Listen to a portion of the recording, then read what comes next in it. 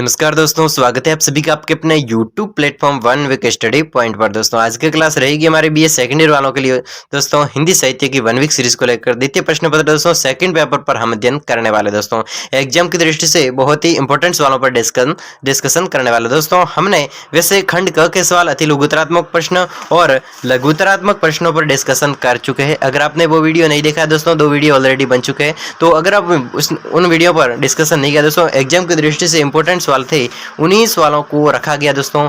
चलिए आज की क्लास में वैसे हम खंड क के दोस्तों, खंड क का नाम है, अपनी वन वीक सीरीज में देख लीजिएगा दोस्तों। और खंड क का नाम है, अपने सिलेबस में भी होगा कि हिंदी भाषा का इतिहास एवं स्वरूप। इनसे जो अति लघुतरात्मक और लघुतरात्मक सवालों जो इंपॉर्टेंट थे उन सवालों पर डिस्कशन कर चुके हैं। तो अब आज की क्लास रहेगी आलोचनात्मक प्रश्नों पर। चलिएगा दोस्तों, आलोचनात्मक प्रश्नों को लेकर आज की क्लास है और इंपॉर्टेंट सवाल होंगे, उन्हीं सवालों पर डिस्कशन करेंगे दोस्तों। ठीक है, चलिए दोस्तों, आप सभी से एक छोटा सा निवेदन रहेगा कि आप अगर चैनल पर पहली बार है और वीडियो को वॉच कर रहे हैं तो चैनल को सब्सक्राइब जरूर कर लीजिएगा और अपने दोस्तों के साथ में शेयर भी कर लीजिएगा। ठीक है, तो अगर आप वीडियो पहली बार वॉच कर रहे हैं तो आपके लिए वैसे हर क्लास इस सेकंड ईयर की पेश करवाई जाती है और हर एग्जाम में मैं आपके लिए सहायक बनूंगा दोस्तों। तो आप जरूर चैनल को सब्सक्राइब कीजिए और अपने दोस्तों के साथ में ग्रुप में, अपने कॉलेज ग्रुप, अपने कॉलेज फ्रेंड के साथ में शेयर करो दोस्तों, तो वो भी इस क्लास को देखने का मौका जरूर देवे। ठीक है, तो चलिए चलते हैं। एग्जाम की दृष्टि से इंपॉर्टेंट था, इसलिए टिक लगा कर रखा आपके लिए कि आज इन्हीं सवालों को एग्जाम क्लास में रखना है। ठीक है, तो हिंदी और उसकी बोलियों का संक्षिप्त परिचय दीजिए दोस्तों। हिंदी और हिंदी भाषा की अलग अलग बोलियां हैं, तो उस बोलियों का संक्षिप्त परिचय देना है दोस्तों। ठीक है, तो एग्जाम की दृष्टि से मोस्ट लगा कर दोस्तों मैंने रखा है कि पश्चिमी हिंदी का परिचय दीजिए दोस्तों, और पूर्वी हिंदी और पश्चिमी हिंदी की बोलियों में सामान्य परिचय दीजिए दोस्तों। तो हिंदी की प्रमुख बोलियों का विस्तार पूर्वक दोस्तों, सवाल सेम है लेकिन भाषा अलग अलग है दोस्तों। चलिए, एग्जाम में दोस्तों भाषा अलग हो सकती है दोस्तों, सवाल सेम होगा दोस्तों। परिचय के बारे में, हिंदी और उसकी बोलियों के परिचय के बारे में सवाल पूछे दोस्तों, तो ये सवाल का आंसर रहेगा दोस्तों। चलिए आंसर की ओर आगे बढ़ते हैं दोस्तों। अगर आप चैनल पर पहली बार हैं तो अंत तक बने रहे और वीडियो को लगातार अंत तक बने रहे दोस्तों। चलिए दोस्तों, और बहुत सारे बच्चे स्टूडेंट्स इस क्लास को अटेंड भी करते हैं कि वास्तव में किस प्रकार किस तरीके से आप सभी के सामने डिस्कशन किया जाता है, वो रेगुलर क्लास अटेंड करते हैं, वही जानते हैं दोस्तों। चलिए अंत तक बने रहिए।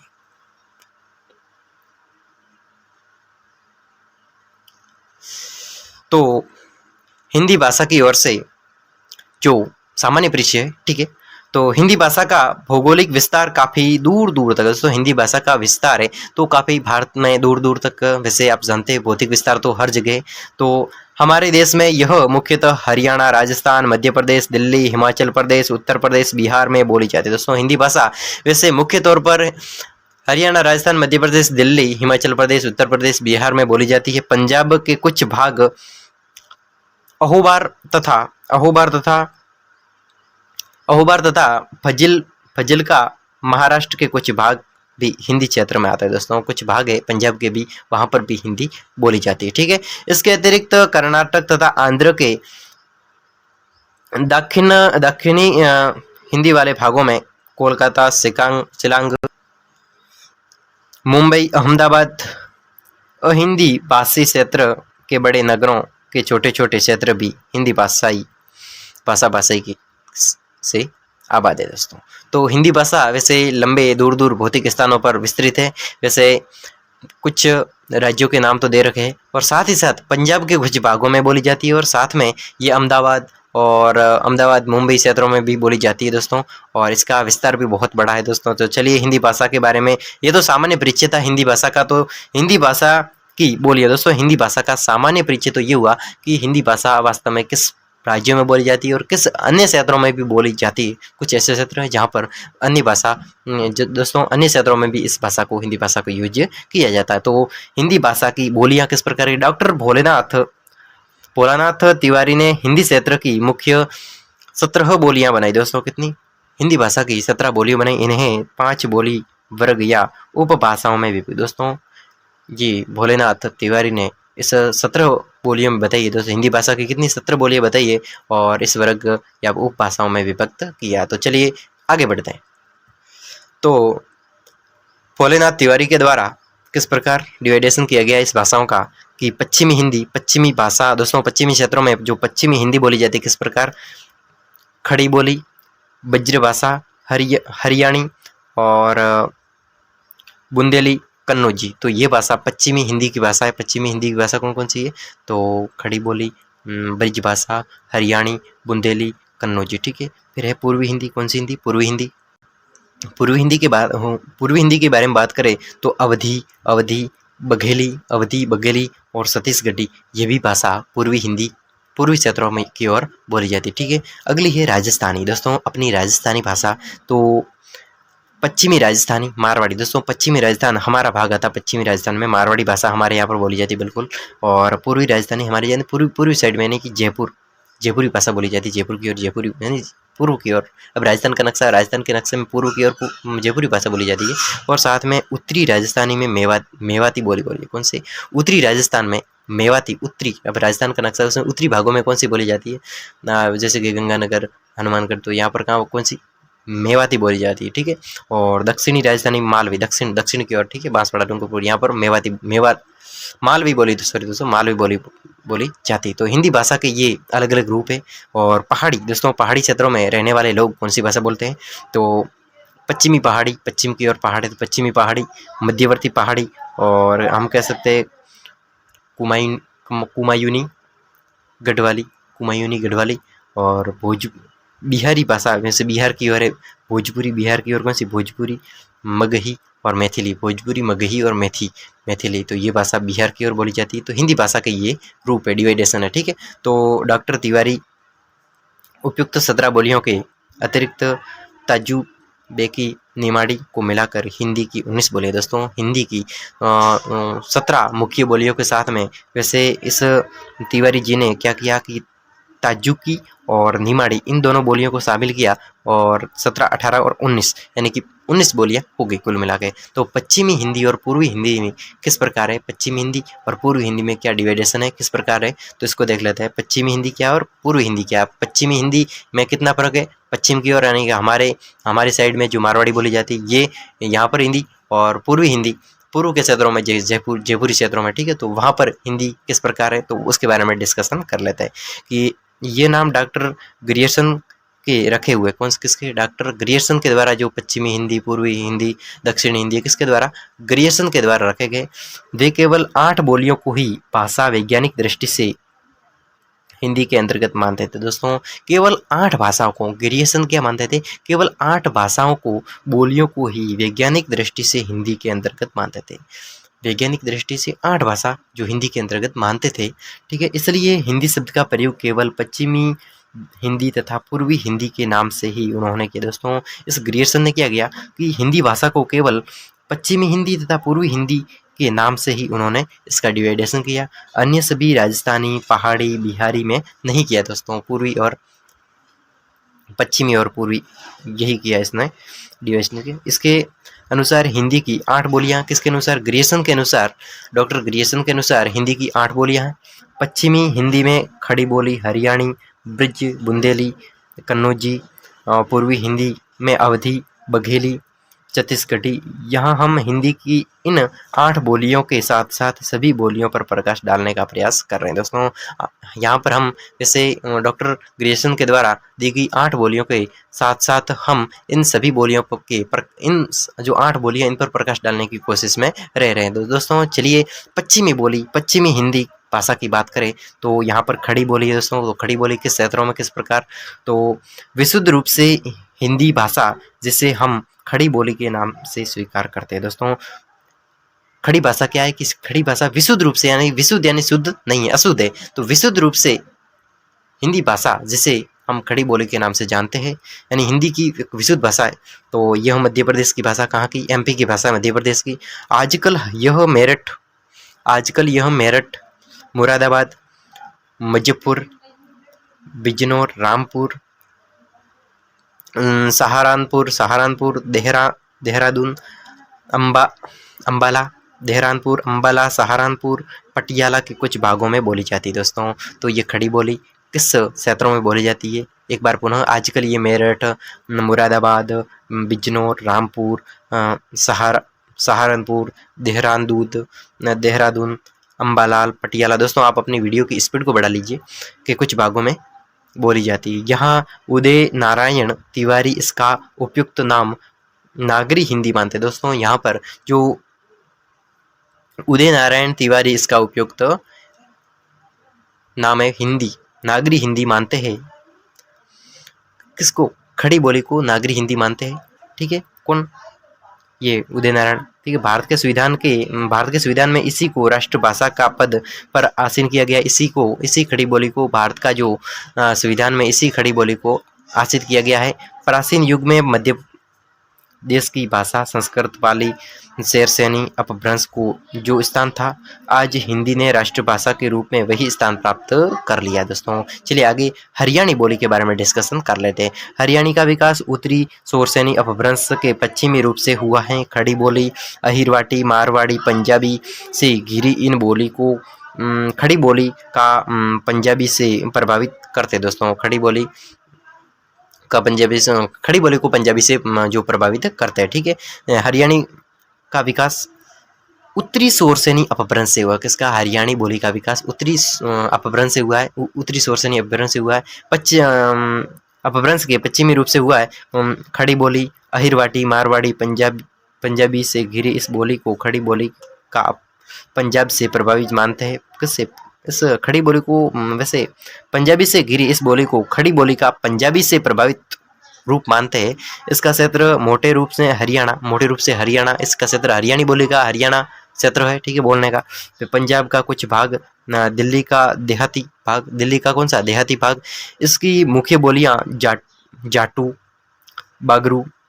बागरू। हरियाणी में केवल लोक साहित्य है। दोस्तों हरियाणी में तो केवल लोक साहित्य है जिसका कुछ अंश प्रकाशित हो चुका है। इसका जो कुछ अंश है वो प्रकाशित हो चुका है। इसमें अनेक स्थानों पर ल का अड़, दोस्तों ल का अड़ एवं व्यंजनों के स्थान पर द्वितीय व्यंजन, जैसे कि न का द्वितीय व्यंजन अण और हड़ का ड सहायक क्रिया। जैसे कि सहायक क्रिया कौन सी है?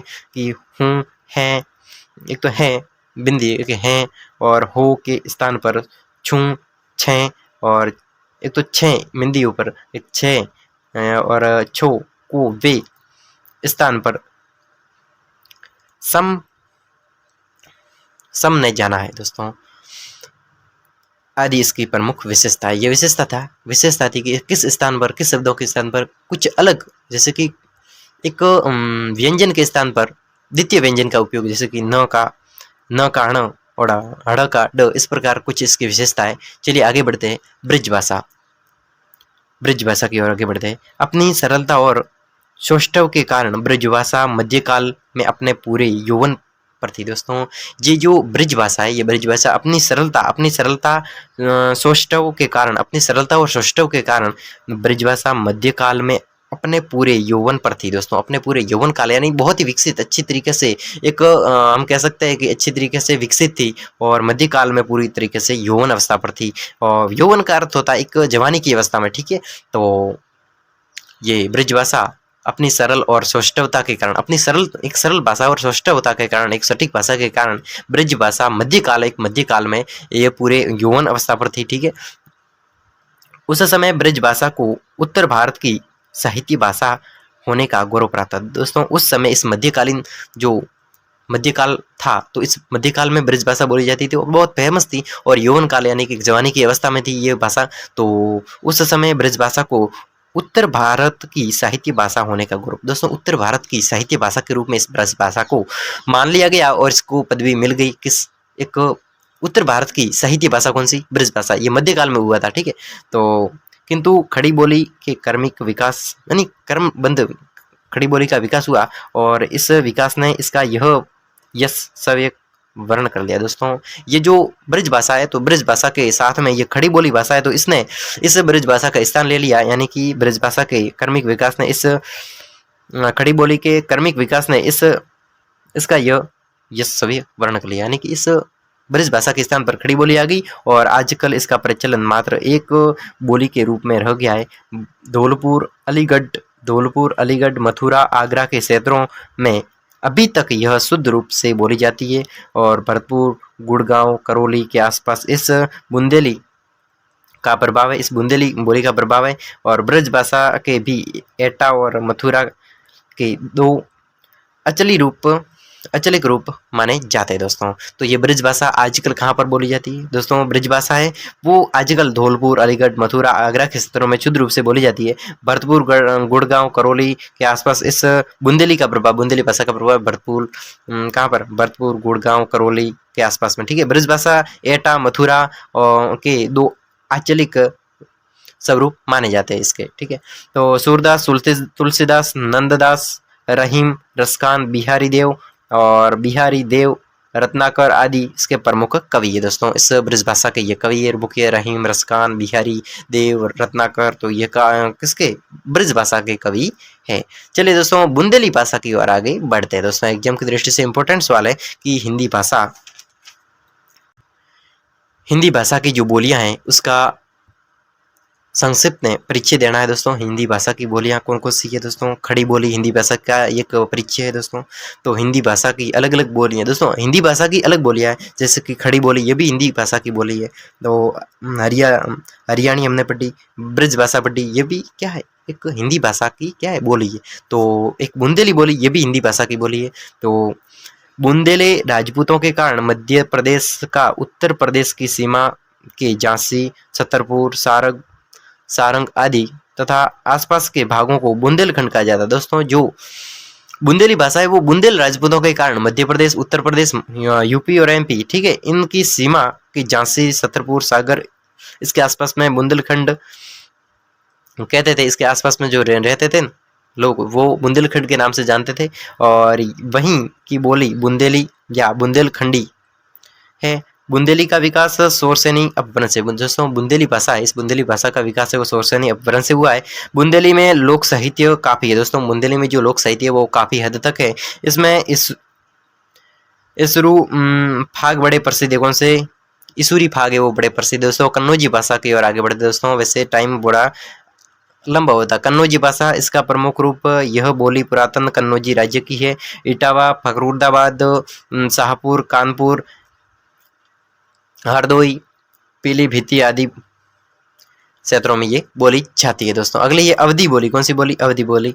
इस बोली का केंद्र अयोध्या दोस्तों, अयोध्या यूपी। तो अयोध्या में अवधी बोली जाती है। तो अयोध्या शब्द का ही विकसित रूप अवध है, जिससे अवधी शब्द का बना है। और अवधी क्षेत्र लखनऊ, इलाहाबाद, फतेहपुर, मिर्जापुर, अन्नाव, रायबरेली, सीतापुर, फैजाबाद, गोड़ा बस्ती, तो ये इन्हीं क्षेत्रों में अवधी बोली है वो बोली जाती है। तो दोस्तों अगली बोली है हिंदी भाषा की बोली है बघेली। बघेली का मुख्य केंद्र रीवा का क्षेत्र माना जाता है। इसके आसपास बगलखंड के नाम से भी इसे जानते हैं दोस्तों, ठीक है। तो आगे बढ़ते हैं। छत्तीसगढ़ी, कौन सी बोली? एक हिंदी की बोली है छत्तीसगढ़ी। ये कहाँ पर बोली जाती है? इन बोली का मुख्य क्षेत्र छत्तीसगढ़ होने के कारण इसका नाम छत्तीसगढ़ी है।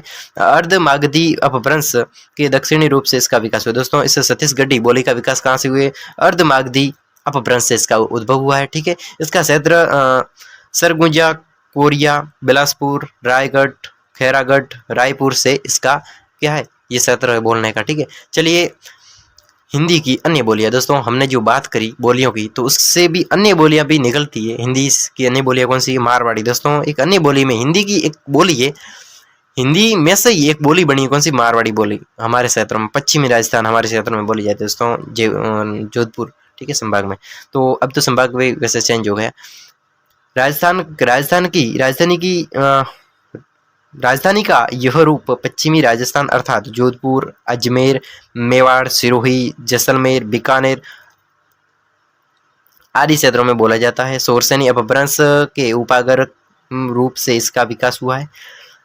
मारवाड़ी में साहित्य तथा लोक साहित्य दोनों ही पर्याप्त मात्रा में दोस्तों, मारवाड़ी में ऐसा देखा जाए तो साहित्य और लोक साहित्य बहुत ही दोनों ही बराबर मात्रा में मीराबाई के पद इसी में लिखे दोस्तों। मारवाड़ी भाषा में ये मीराबाई के पद लिखे गए और ये मारवाड़ी भाषा है वो साहित्य और लोक साहित्य दोनों में भी बहुत ही अच्छी पारंगत मात्रा में है दोस्तों, ठीक है। तो ये किस किस स्थानों पर बोली जाती है वो भी जिले आ गए।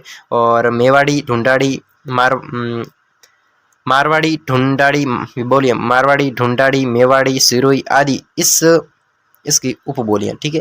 चलिए अगली बोली है मेवाती। मेवाती उत्तरी राजस्थान, उत्तर की जो राजस्थान है उत्तरी राजस्थान, गंगानगर, हनुमान, उत्तरी राजस्थान, तो यहाँ पर मेवाती बोली जाती है। तो इसका क्षेत्र अलवर, गुड़गांव, भरतपुर आसपास है। तो मेवाती का नाम मेव जाति के इलाके मेवात के नाम से पड़ा है। मेवाती यानी मेवात नाम से पड़ा है, मेव जाति के लोगों के द्वारा मेवात से पड़ा है, ठीक है। इसकी एक मिश्रित बोली अहिरवाटी दोस्तों। इस मेवाती की मिश्रित बोली कौन सी? अहिरवाटी बोली है। और जो गुड़गांव, दिल्ली, करनाल के पश्चिमी क्षेत्रों में बोली जाती है। अन्य बोलियां राठी, नेहर, कठर, गुजरी आदि ये भी बोलियां हैं और इस पर हरियाणी का बहुत ही प्रभाव है दोस्तों। एक है जयपुरी बोली, पूरी राजस्थान की और जयपुर की ओर बोली जाती है दोस्तों। जयपुर, अजमेर, किशनगढ़ आदि क्षेत्रों में बोली जाती है। अगली बोली है मालवी। कौन सी बोली? मालवी बोली। मालवी बोली वो दक्षिणी राजस्थान में बोली जाती है, जैसे कि इंदौर, उज्जैन, देवास, रतलाम, भोपाल, होशंगाबाद के आसपास क्षेत्र में बोली जाती है, ठीक है। अगली है पश्चिमी पहाड़ी बोली, फिर है मध्यवर्ती पहाड़ी बोली, फिर है भोजपुरी बोली दोस्तों। भोजपुरी को देख लेते हैं। भोजपुरी राज्य बिहार राज्य में भोजपुरी का छोटा सा परगना है। कौन सा परगना है? और इसी के नाम पर बोली का नामकरण, इस बोली का नामकरण है हुआ, किंतु ये बोली जौनपुर, बनारस, बलिया, गोरखपुर, मिर्जापुर यहाँ पर बोली जाती है, ठीक है। अगली बोली है मैगी दोस्तों। अन्य बोलियों में मैगी है, मैथिली बोली है, ठीक है। और इसका निष्कर्ष अंत में इसका निष्कर्ष क्या निकला वास्तव में देखें कि इसका निष्कर्ष वास्तव में क्या निकला है, तो देख लेते हैं।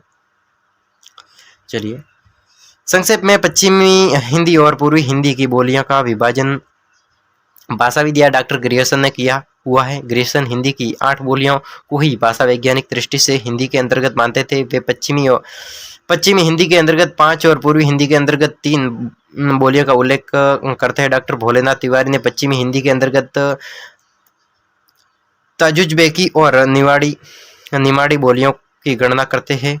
इसके अतिरिक्त विद्वानों ने राजस्थानी, पहाड़ी, बिहारी 9 बोलियां और स्वीकार किया है। उपयुक्त विवेचन से हिंदी की 17 बोलियों का अपेक्षिक उत्तर देने का प्रयास किया है। इसका हिंदी का अपनी बोलियों के साथ संबंध स्पष्ट है वो होता है, हिंदी के साथ में बोलियों का संबंध स्पष्ट होता है दोस्तों।